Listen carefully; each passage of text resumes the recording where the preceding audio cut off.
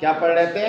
Biotechnology, यानी इसमें जैव प्रौद्योगिकी सिद्धांत एवं प्रक्रम को हम लोग देख रहे थे, जिसमें हमने आप लोगों को रिकम्बिनेंट डीएनए बनाने का तरीका बताया। और रिकम्बिनेंट डीएनए बनाने के लिए हमने कुछ टूल का प्रयोग किया। तो इसके लिए आपको क्या क्या बता दिया गया था, जिसमें आप लोगों ने पढ़ लिया था कि रिकम्बिनेंट डीएनए बनाने के लिए जो प्रौद्योगिकी, जो उद्योग धंधों के माध्यम से क्या किया था, रिकम्बिनेंट डीएनए बनाया जाता है। तो कैसे बनाया जाता है? तो बताया गया था सबसे पहले हमको कोशिका निकालना होता है, और कोशिका को निकालने के बाद से उसे एंजाइम के माध्यम से क्या किया जाता है, तोड़ा जाता है। जब एंजाइम से उसको तोड़ दिया जाता है, जब कोशिका टूट जाती है तो कोशिका के अंदर क्या होता है, जो आनुवांशिक पदार्थ होता है, जैसे DNA, RNA, protein, lipid, carbohydrate आदि जो होते हैं, उनको क्या किया जाता है, डीएनए को छोड़कर बाकी सारे उसमें आनुवांशिक पदार्थों को क्या कर दिया जाता है, खत्म कर दिया जाता है। अब ये कैसे किया जाता है आपको पिछले लेक्चर में मैं सारा बता चुका हूँ। दूसरी बात, जब ये यहाँ तक प्रक्रिया हो जाती है, तो अब यहाँ तक जब ये प्रक्रिया हो गई तो दूसरा क्रिया क्या होता है, फिर उसके बाद उसे क्या किया जाता है, अब हमको किसकी आवश्यकता होती है, ऐच्छिक जीन की आवश्यकता होती है। तो उस ऐच्छिक जीन को काटने के लिए हमें दूसरा जो है एक एंजाइम का प्रयोग होता है, जिस एंजाइम का नाम होता है एंडोन्यूक्लियस एंजाइम। या एंडोन्यूक्लियस एंजाइम कहाँ से शुरू होता है, यानी इसको पहले एक बात सुनो, हम क्या करते हैं, दूसरा प्रक्रिया मैं आप लोगों को पढ़ा रहा था पिछले जो लेक्चर हमारा खत्म हुआ है, उसमें हमने बताया था विदलन, यानी तोड़ने के लिए हमने किसका प्रयोग किया था, लैंकारी एंजाइम का। और लैंकारी एंजाइम ने कोशिका को तोड़ा, उसमें से उसके बाद से और एंजाइमों ने मिलकर उसके आनुवांशिक पदार्थों को तोड़ा, फिर उसका क्या किया गया, फिर उसको कहाँ लाया गया, विदलन एंजाइम। विदलन एंजाइम ने क्या किया, विदलन एंजाइम में आपको बताया गया था कि विदलन एंजाइम जो था उसका काम क्या था बेटा, कि वह ऐच्छिक जीन को पहचान करता है और उसे क्या करता है, काटने का कार्य करता है। इसके बाद से जब वो इसको काटने का जो कार्य करता है वो होता कौन है बेटा, तो विदलन एंजाइम कई प्रकार के होते हैं, उसमें एक एंजाइम होता है जिसका नाम होता है एंडोन्यूक्लियस। एंडोन्यूक्लियस को कहा जाता है, इसका अगर एंडोन्यूक्लियस जो होता है, अब एंडोन्यूक्लियस में जो होता है, इसमें भी एंडोन्यूक्लियस कई प्रकार का एंजाइम होता है, लेकिन इसमें एक एंजाइम होता है जिस एंजाइम का नाम होता है रेस्ट्रिकेशन एंडोन्यूक्लियस एंजाइम। ये ऐसा एंजाइम होता है जो क्या करता है कि जो डीएनए के जो विशिष्ट अनुक्रम होते हैं, उन अनुक्रमों को काटने का ये क्या करता है, कार्य करता है। और जिस विशिष्ट अनुक्रम को काटता है उस अनुक्रम को हम क्या कहते हैं, पॉलीडर्मिक क्रम कहते हैं। बताया गया था आप लोगों को, तो आपको बताया गया था कि भाई पॉलीडर्मिक होता क्या है, तो पॉलीडर्मिक एंजाइम होता क्या है, तो वो पॉलीडर्मिक क्रम कौन सा होता है। जैसे मैंने बताया था कि कुछ ऐसी वर्ड होते हैं, चाहे उसको लेफ्ट से पढ़ो चाहे राइट से पढ़ो, दोनों का क्या होता है, जैसे जहाज, तो उसका इधर से लेफ्ट से पढ़ोगे तो भी क्या आएगा, जहाज। मलयालम उल्टा पढ़ो सीधा पढ़ो, दोनों क्या आ रहा है, एक ही आ रहा है। पापा को उल्टा पढ़ो या सीधा पढ़ो, आ रहा। तो ऐसे जो अनुक्रम होते हैं उन अनुक्रमों को ये क्या करता है, काटने का कार्य करता है। अब ये चूंकि ये अनुक्रमों को काटता है, इसलिए इसको आणविक कैंची भी हम क्या कहते हैं। अब आणविक कैंची कहते हैं, मैंने बता दिया था कि इसको समझने के लिए रेस्ट्रिकेशन एंडोन्यूक्लियस एंजाइम को समझने के लिए हम इसको 7 बिंदुओं के माध्यम से हम क्या करते हैं, समझते हैं, जिसमें मैंने 7 माध्यमों को आपको पिछले लेक्चर में क्या कर दिया है, बता दिया। आपको बताया गया था कि क्या होता है कि ये एक विशिष्ट अनुक्रम को काटने का काम करता है, जिस अनुक्रम को हम क्या कहते हैं, पॉलीडर्मिक अनुक्रम कहते हैं। और ये भी बताया गया था कि इसमें क्या होता है, जो बेस पेयर होता है वो न्यूनतम 4 होता है और अधिकतम कितना होता है, 8 होता है। इनको आणविक कैंची भी कहा जाता है। फिर इसको बताया गया था कि ये जब डीएनए को काटता है तो ये क्या करता है, सबसे पहले फास्फोडाइएस्टर बांड को तोड़ता है, और फास्फोडाइएस्टर बांड को तोड़ने के बाद से क्या करता है, हाइड्रोजन बांड को तोड़ने का कार्य करता है। इसके बाद से बता दिया गया था कि इसको जो है, इस प्रक्रिया को करने के लिए जो 5वां था कि प्रौद्योगिकी में इसको उपयोग करने के लिए जब प्रयोग किया जाता है तो जो पॉलीडर्मिक अनुक्रम होते हैं उसके बीच में थोड़ी दूरी पर क्या कर लिया जाता है, काट लिया जाता है। इसको मैंने बता दिया था। इसके बाद से छठवां ये बताया गया था कि जो रेस्ट्रिकेशन एंडोन्यूक्लियस एंजाइम होता है बेटा, ये सिर्फ और सिर्फ किससे प्राप्त किया जाता है, बैक्टीरिया से प्राप्त किया जाता है। अब क्यों सिर्फ बैक्टीरिया से ही प्राप्त किया जाता है, इसको मैंने नहीं बताया था आज तक। और एक चीज बताया गया था इसमें कि अब तक जो है 900 से ज्यादा ये रेस्ट्रिकेशन एंडोन्यूक्लियस एंजाइम की खोज हो चुकी है। और किससे हुई है, 250-250 प्रकार के जीवाणु, 250 जीवाणुओं से और 250 जीवाणुओं के प्रभेदों से प्राप्त किया गया है। ठीक ना। तो आज हम समझते हैं, सबसे पहले हम समझेंगे कि रेस्ट्रिकेशन एंडोन्यूक्लियस एंजाइम की खोज किसने किया था। तो आपको बताया गया था कि इसकी खोज यानी रेस्ट्रिकेशन एंडोन्यूक्लियस की जो खोज है बेटा, इसकी खोज को देखोगे तो 1963 में एक अमेरिका के वैज्ञानिक, कहाँ के वैज्ञानिक थे, अमेरिका के वैज्ञानिक थे, जिनका नाम था हैमिल्टन स्मिथ। क्या नाम था, हैमिल्टन स्मिथ।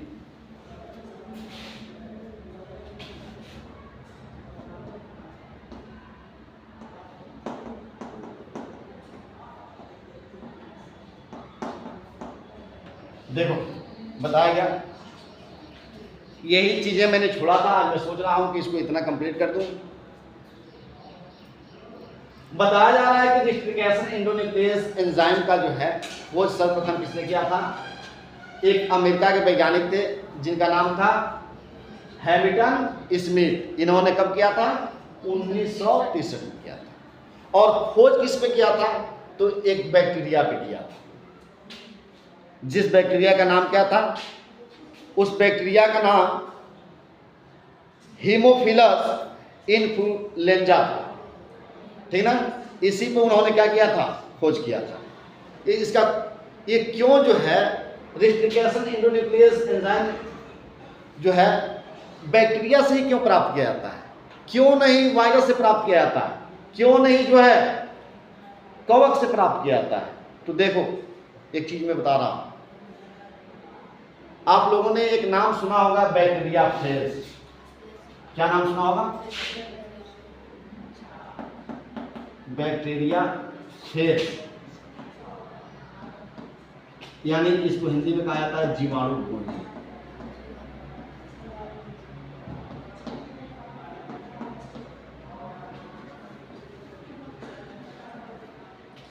जीवाणु भोजी जो होते हैं, जीवाणु भोजी एक प्रकार के क्या होते हैं, वायरस।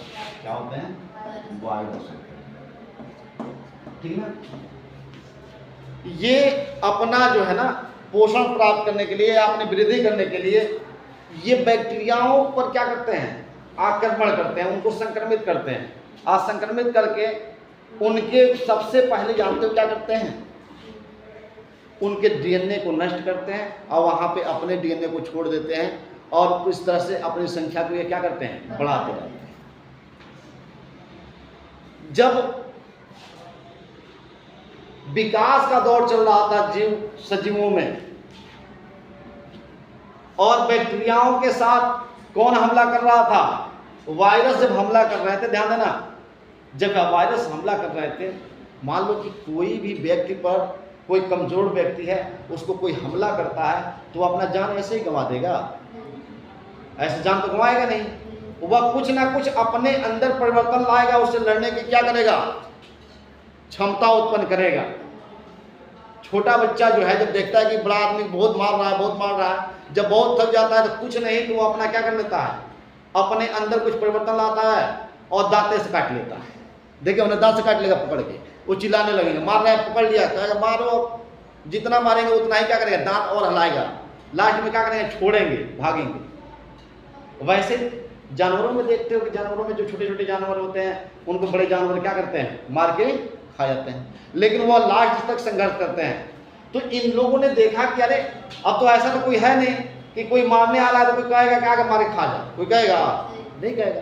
तो इन बैक्टीरियाओं ने क्या किया, अपने अंदर एक परिवर्तन लाया। परिवर्तन ऐसा लाया अपने, वो परिवर्तन क्या था, खुद के बचाने का परिवर्तन था कि हम अपने जान को कैसे बचाएं। हिरन देखते हो, शेर की अपेक्षा क्या होती है, बहुत कमजोर होती है ना, शेर मार के खा जाता है। लेकिन जैसे उसको पता चलता है शेर आ रहा है, तो वह अपने अंदर एक क्षमता पैदा किए हैं, उसकी स्पीड बहुत तेज होती है और वो बहुत तेजी से क्या करते हैं, छलांग भी बहुत ऊंचा लगा के भागते हैं। ये अपने अंदर उन्होंने क्या किया है, खुद ही क्षमता बनाया। तो जो बैक्टीरिया थी, मान लेते हैं ये कोई बैक्टीरिया था जिसपे स्मिथ भी क्या कर रहे थे, रिसर्च कर रहे थे। ये एक बैक्टीरिया था और इस बैक्टीरिया के अंदर यहाँ पे उसका अनुवांशिक पदार्थ है, यानी केंद्रक है, और केंद्र के अंदर क्या है, अनुवांशिक पदार्थ। ये अनुवांशिक पदार्थ किसका है, बैक्टीरिया का। ये बैक्टीरिया का अनुवांशिक पदार्थ, ध्यान देना, इसको समझना है। अब इस बैक्टीरिया के ऊपर आक्रमण कौन करता है, इसको संक्रमित करने का काम कौन करता है, तो बैक्टीरियाफेज करता है। तो मान लेते हैं ये कोई बैक्टीरियाफेज है जो इसके ऊपर क्या किया, इसके ऊपर जो है ये हमला करता है, यानी इसको संक्रमित करने का कार्य करता है। ये है वो बैक्टीरियाफेज।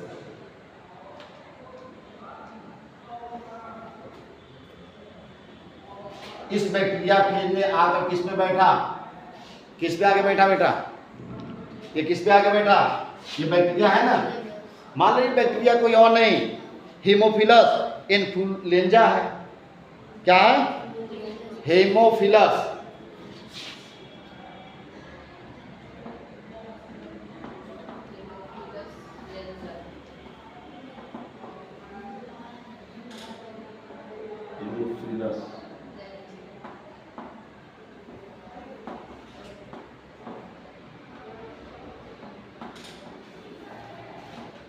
ये क्या है, बैक्टीरिया।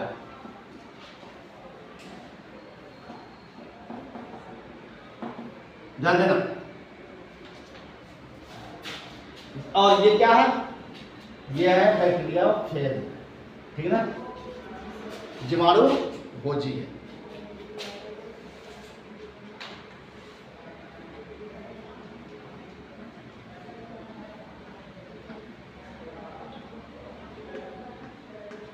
ठीक है।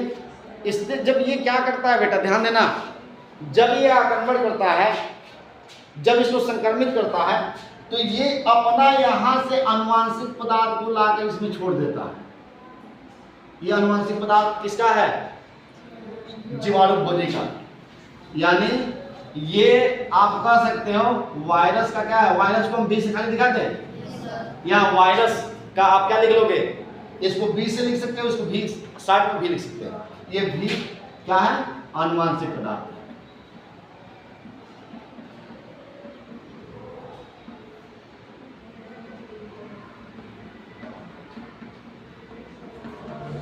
अब देखो ये क्या करता था, पहले जब तक परिवर्तन नहीं हुआ था, जब ये अपने अनुवांशिक पदार्थ को लाकर किसके अंदर छोड़ता था, जब इसके कोशिका के अंदर छोड़ता था, तो ये जाकर जानते हो क्या करता था, इसके जो बैक्टीरिया का अनुवांशिक पदार्थ है, जो इसका डीएनए है, अरे अनुवांशिक पदार्थ डीएनए आरएनए जो भी है, ये इसको क्या करता था, खत्म कर देता था। और खत्म करके ये यहाँ पे फिट हो जाता था। अब फिट होने के बाद से इनका जब खत्म हो गया, अनुवांशिक पदार्थ ही खत्म हो गया, तो इसका मशीनरी काम करना क्या कर देता था, बंद कर देता था। अब मशीनरी किसका चालू हो जाता था, वायरस का। किसका हो जाता था, वायरस का। अब वायरस इस पे अपना कब्जा कर लेता था, कब्जा कर और अपनी संख्या को क्या करने लगता था, बढ़ाने लगता था। बाद में इन बैक्टीरियाओं ने किया क्या, इन बैक्टीरियाओं ने अपने अंदर परिवर्तन लाया, और परिवर्तन लाकर इन्होंने दो एंजाइम निकाला, दो नया एंजाइम बनाया। क्या बनाया, दो नया एंजाइम का निर्माण किया। ध्यान देना, ये दो नए एंजाइम का इन्होंने क्या कर दिया, नए एंजाइम बनाया। ये जो पहला एंजाइम है इसमें आप देख रहे हो, ये वाला पहला एंजाइम, मान लेते हैं इसको यहां बना लेते हैं, एक यहां पे और एक यहां पे।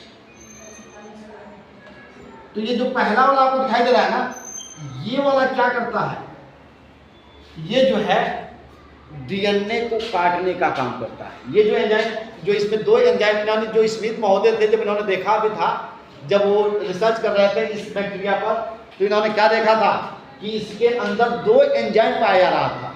इसमें से एक एंजाइम जो ये है, ये एंजाइम जानते हो क्या करता है, पहला एंजाइम, ये डीएनए को काटने का काम करता है। ध्यान देना, ये डीएनए को क्या करता है, डीएनए को काटने का काम।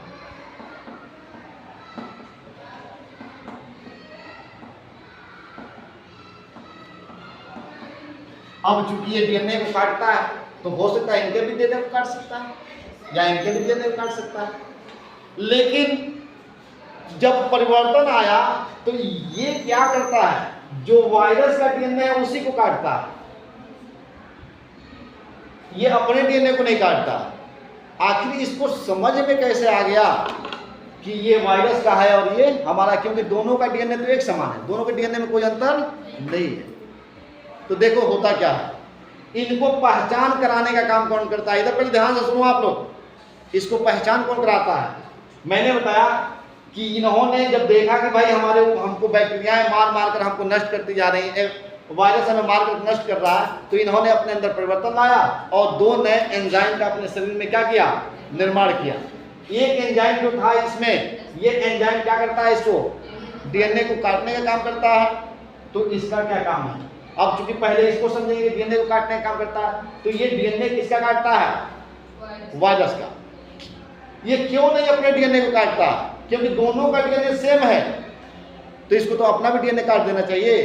तो कोई ना कोई तो उसका एक पहचान होगा, जिस पहचान के कारण ये अपने डीएनए को छोड़ देता है और इनके डीएनए को क्या कर देता है, काट देता है। तो वह पहचान कराने का काम जो है, जो ये दूसरा वाला, इसमें क्या है,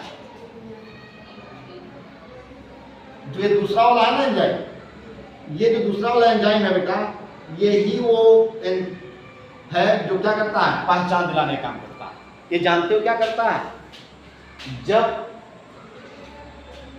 ये ऊपर वाले जो है ना, जब ये अपने अनुवांशिक पदार्थ को छोड़ते हैं, ये वायरस जब ये अपने क्या करते हैं, जैसे ही अपने अनुवांशिक पदार्थ को बैक्टीरिया के शरीर के अंदर छोड़ता है, तो ये वाला जो है ना, ये जानते हो क्या करता है, ये तुरंत जो है, जो इनके अंदर, जो आप जानते हो कि जो डीएनए होता है वो उसमें नाइट्रोजन बेस पाए जाते हैं। वो नाइट्रोजन बेस 4 होते हैं, पहला आपको बताया गया था, उसमें पाया जाता है एडेनिन, ग्वानिन, साइटोसिन और थाइमिन, ठीक है ना। तो ये क्या करता है कि जो इनके अंदर का जो डीएनए है ना, तो डीएनए में जहां जहां पे साइटोसिन होता है, ध्यान देना, इनके अंदर जब ये अंदर आते हैं, जब ऊपर से नीचे की तरफ आते हैं, तो इनके अंदर जहां जहां पे साइटोसिन होता है, जो नाइट्रोजन बेस, वहां पे क्या करता है, ये एक मिथाइल समूह को लाकर क्या कर देता है, जोड़ देता है। अब मिथाइल समूह इसके अंदर जब इसमें जुड़ गया, कहां पे, इसके डीएनए में, तो जब ये जुड़ गया, तो जुड़ने के बाद से जानते हो क्या करता है, ये एंजाइम जहां जहां पे मिथाइल समूह जुड़ा हुआ होता है साइटोसिन के पास, बस उन्हीं क्षेत्रों को ये क्या करता है, काटता जाता है।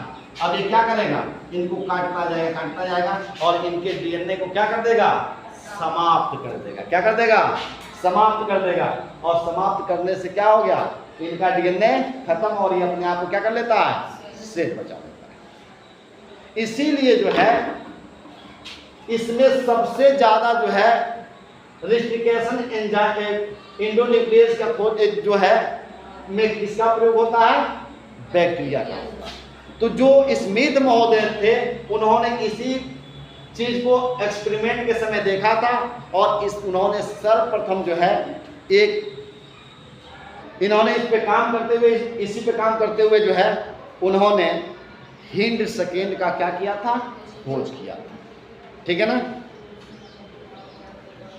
तो जब इस पे वो रिसर्च कर रहे थे तो रिसर्च के दौरान ही इन्होंने क्या किया, रिसर्च के समय इन्होंने हिंद सेकेंड का क्या किया था, हिंद सेकेंड का खोज किया। तो कई बार सवाल आता है हिंद सेकेंड का खोज किसने किया और कब किया। तो भाई हिंद सेकेंड का खोज स्मिथ महोदय ने किया। कब किया, 1963। ठीक है। तो अब ये आपको पता चल जाना चाहिए कि देखो रेस्ट्रिकेशन एंडोन्यूक्लियस का ही क्यों उपयोग होता है, क्योंकि ये इसके अंदर बहुत सारे गुण होते हैं। पहला गुण बताया गया कि एक विशिष्ट अनुक्रम को पहचान करता है। एक और काम करता है, इसको बताया गया कि आणविक कैंची का भी कार्य करता है। ठीक है ना। और ये जो 7 बिंदुएं थे, इन सारे बिंदुओं को हमने क्या कर लिया, कंप्लीट कर लिया। अब हम सीधे इसमें जो है हम आगे पढ़ेंगे। जो प्रतिबंधन एंजाइम है, रेस्ट्रिकेशन एंडोन्यूक्लियस है, उसमें से कुछ न्यूक्लियस एंडोन्यूक्लियस का खोज, जैसे हिंद का खोज हुआ, ऐसे और भी खोज हुए हैं। उनकी खोज कैसे हुई है, उनका नाम क्या क्या है, अगले दिन बताया जाएगा। ठीक है।